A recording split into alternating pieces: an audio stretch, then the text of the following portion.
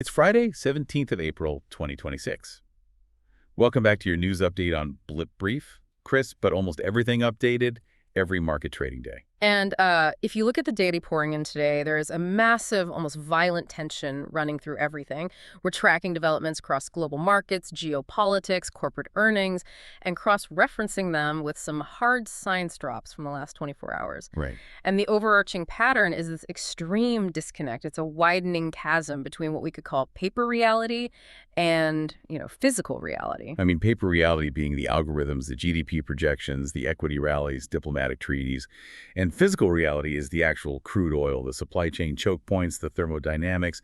It feels like the markets are trading entirely on paper hope, just completely ignoring the physical floor giving way underneath them. Exactly. We see this disconnect most aggressively in global energy and diplomacy right now.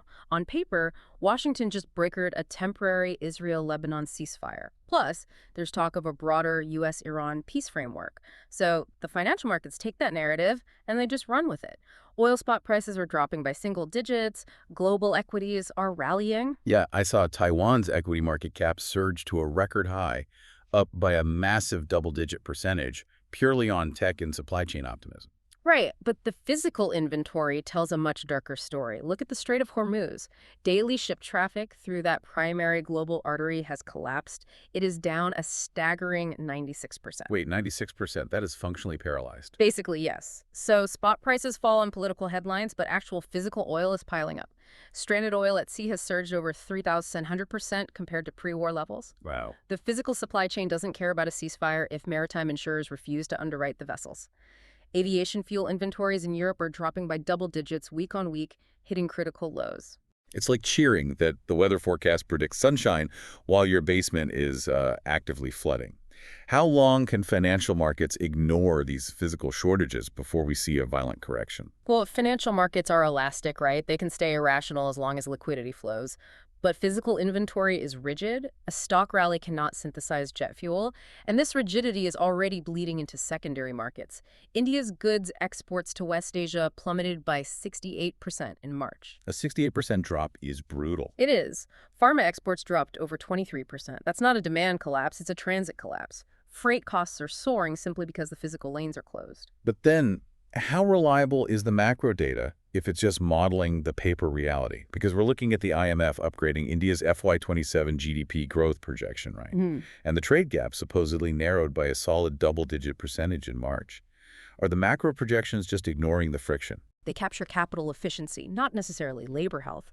That's why we see this massive split-screen paradox domestically. On paper, corporate entities are optimizing. Wipro, for example, just announced a massive multi-billion rupee stock buyback. I want to push back on that Wipro move, actually. Yeah. They announced that massive capital buyback while their Q4 net profit dipped 1.9%. Buying back shares to prop up equity value when operational profits are shrinking. I mean, that feels like a defensive mechanism, not broad economic expansion. It is a pure capital preservation strategy, and it perfectly illustrates the top arm of a K-shaped economy. Capital-heavy entities financially engineer their way through crises, but the downward arm, the labor-intensive economy, is fracturing. Youth unemployment hit 15.2% in March. 15.2%. Yeah, and wholesale inflation, the WPI, climbed to 3.88%. You literally have central government staff staging protests, demanding a massive double-digit percentage hike in their base floor pay just to survive the inflationary pressure. Capital insulates itself while labor absorbs the shock. You see it in the equity markets, too. Retail investors are flooding into small and micro-cap stocks to outpace inflation, while foreign portfolio investors are pulling back from blue chips because of the geopolitical risk. Exactly. But the most glaring example of capital insulation is happening quietly in the bankruptcy courts. The regulator proposed a new framework, the Creditor-Initiated Insolvency Resolution Process, or CIRP. I look at the mechanics of this, and it is aggressive. Traditionally, pushing a distressed company through the tribunal takes years, right? The physical asset bleeds out. This new draft lets financial creditors bypass the court entirely on a drastically compressed time frame. Right. If they hold a 51% share of the debt, that 51% threshold is the weapon. Capital is building a fast lane to extract value before inflation destroys it. You don't need a supermajority anymore. A slim 51% majority forces a rapid out-of-court liquidation. It leaves the physical labor force of those companies with zero leverage. And that algorithmic speed protecting capital, is exactly what's bleeding into the digital economy. We're seeing algorithms transition from analyzing data to taking autonomous action. The agentic boom. Yes. We've moved way beyond generative AI drafting emails. We're seeing autonomous AI agents integrated directly into banking and supply chains in India. They have systemic permissions to execute transactions entirely on their own. But with absolutely zero dedicated legal framework, the center just hastily assembled a nodal body to even draft AI norms. I mean, giving an AI the keys to a supply chain without legal guardrails, if the risk of an AI hallucinating a catastrophic financial trade is so high, why are we rushing this? Because the geopolitical penalty for being second is worse than an operational error. Regulatory caution is a luxury. The EU is forcing Google to share search data with rivals just to level the playing field. Anthropic is deploying its new Mythos AI directly into UK banks to hunt cybersecurity vulnerabilities. Right. The digital ecosystem is weaponizing. That is why India is maneuvering to access the Pax Silica Fund. That's the strategic US-led seed fund, right? Yes. It's designed to secure physical supply chains for AI, semiconductors, and critical minerals. You secure the silicon, you secure the AI. But securing the data in transit is just as critical. India is quietly achieving this monumental milestone, building a massive cross-country quantum network. We know quantum entanglement secures data because observing it collapses the state. But quantum states are notoriously fragile. How did they solve the degradation problem over that distance? That's the engineering marvel. Pushing through atmospheric noise over a cross-country distance usually requires incredibly complex, ultra-cooled repeaters. Achieving a stable, entangled link implies they've successfully commercialized advanced error correction algorithm. Wow. It's no longer a lab experiment. It provides a physically unhackable bedrock for those exact autonomous financial agents to operate on. Unhackable network supporting autonomous agents moving capital at the speed of light. It's like we are bending the rules of what's physically possible. And that rule bending is bleeding straight into physical chemistry over the last 24 hours. Let's talk about graphene. Scientists just observed electrons in graphene, flowing like a nearly frictionless liquid. This fundamentally challenges our baseline understanding of conductivity. Under the standard model of physics, electrons bounce around randomly, scattering off impurities. That scattering creates resistance, which we experience as heat. Which is why AI data centers run incredibly hot and require massive cooling infrastructure. Precisely. But in this highly pure graphene, the electrons entered a hydrodynamic state. They moved collectively, like water flowing through a pipe. It practically eliminated friction. If they can stabilize that at room temperature, it eliminates the thermal bottlenecks in modern microprocessors entirely. And speaking of eliminating deep-seated bottlenecks, the medical field just had a massive breakthrough. Researchers successfully targeted and removed senescent cells in mice, these inflammatory zombie cells, and completely reversed severe liver damage. Senescent cells drive biological aging. They fail to die, and instead they linger, secreting inflammatory proteins that degrade healthy cells.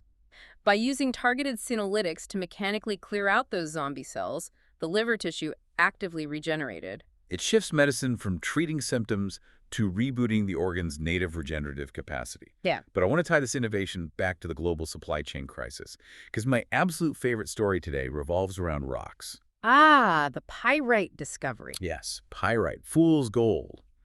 Researchers found significant extractable concentrations of lithium hiding inside it. The geopolitical implications are massive. Lithium extraction relies on brine pools in South America or hard rock mining in Australia. Both require incredibly fragile maritime shipping routes. The exact same routes currently choked off. Plus, brine extraction requires intense water usage. If you can extract lithium from pyrite, which is a highly common sulfide mineral sitting around in the waste tailings of abandoned local mines, you bypass the geographic monopoly entirely. You localize the supply chain. If battery manufacturers extract commercial-grade lithium from local waste rock, you insulate the transition to electric vehicles from the physical realities of the Strait of Hormuz. You literally solve a shipping crisis with physical chemistry. The rocks beneath our feet solving global trade wars. And yet, our scientific mapping extends even further. There was one more medical breakthrough that feels like science fiction. Researchers developed a way to use RNA barcodes to map the hidden wiring of the brain with single synapse precision. The mechanism is incredible. They engineer synthetic sequences of RNA, inject them into individual neurons, and because RNA travels across synapses, researchers can later sequence the tissue and trace the exact physical path of the connections. We're moving from blurry MRIs to a molecular-level schematic of the brain's electrical grid. Applying supply chain tracking to the synapses of human consciousness. It is staggering to pull back and look at the duality of what we've covered today. For you listening right now, consider the extreme contrasts. We are building AI agents executing global financial strategies. We are securing their data using cross-country quantum networks. We are mapping the wiring of the human brain with RNA barcodes and making electrons flow without friction. Yet, despite all of this, our global macroeconomy is helplessly vulnerable to actual cargo ships getting stuck in a physical strait. We are conquering the future while deeply trapped in the physics of the past. The tension has never been higher, which raises a lingering question based on those last developments. We are mapping the physical wiring of the human brain with single synapse precision. At the exact same time, we are deploying massive, autonomous AI models capable of ingesting unimaginable data sets. Agents that are already acting autonomously. Right. So how long until we feed that complete single synapse map of human consciousness directly into an autonomous AI agent? And when we do, will the AI understand the mechanics of our own minds better than we do? And just before you go, a quick note. This deep dive commentary was put together using advanced AI. We always strive for accuracy, but please do cross-verify any crucial information yourself. Your informed decisions are what matter most. The content shared here is for informational and educational purposes only and should not be treated as investment or trading advice. Past performance is not indicative of future returns. We are not licensed financial advisors.